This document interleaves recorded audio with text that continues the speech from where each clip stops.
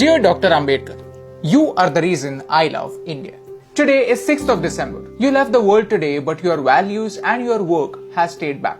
Dear Dr. Ambedkar, thank you for focusing on education. You were the first Indian to pursue a doctorate in economics from abroad. And not only from India, you were the first double doctorate holder in economics in South Asia. You saw something wrong in India. All the problems, poverty, inequality, slavery, all linked to one core problem, lack of education.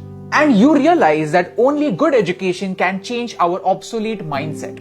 Who would call you backward class? You were forward class, first class. And not just economics, you were the master of 64 subjects, 9 languages and all major religions in the world. Yes, thank you for studying something as complex as religion for 21 whole years. Wow. Dear Dr. Ambedkar, you fought for the freedom of your people. I mean, the people from villages. You had received world-class education from abroad after having struggled for your entire life. And yet, you came back. You came back to make sure that your fellow Indians don't have to fight again.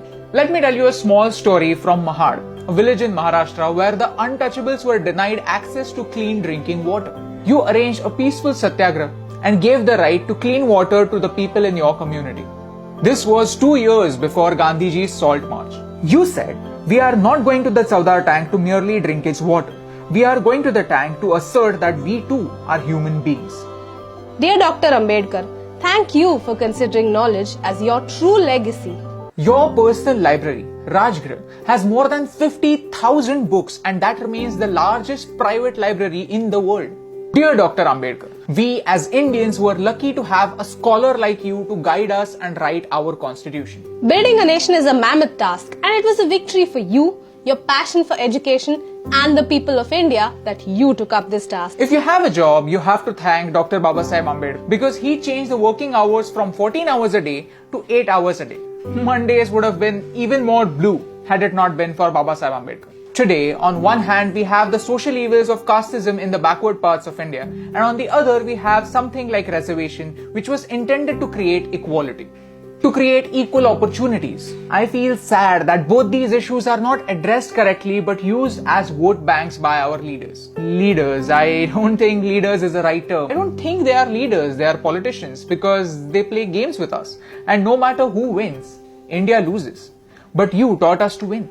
When India got its independence, we found the most capable man to guide us into building a nation. And at that time, nobody dared to question the caste of the hand that led us into the future. That was your victory. Your caste, your religion, your last name only determines how you start the game. But how you finish it depends only on you. Your pen was your weapon, your mind was your sword, and your knowledge was your shield. The Ashok Chakra in our flag, the one that adds a little bit of blue in the saffron, green and white, that's your contribution.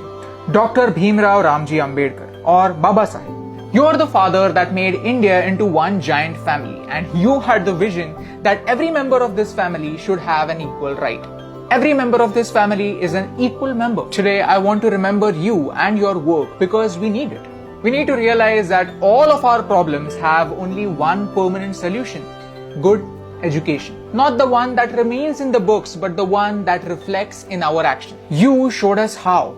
And that's the reason why I love India.